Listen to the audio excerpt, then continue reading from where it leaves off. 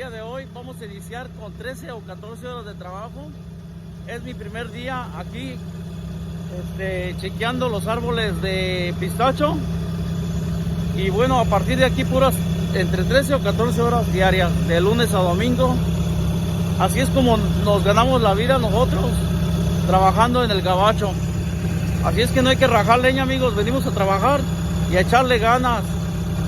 Y no empecemos con que los gabachos no quieren trabajar, al contrario, debemos estar agradecidos por la oportunidad que se nos da. Bueno, ya voy a empezar a trabajar, amigos, hasta pronto.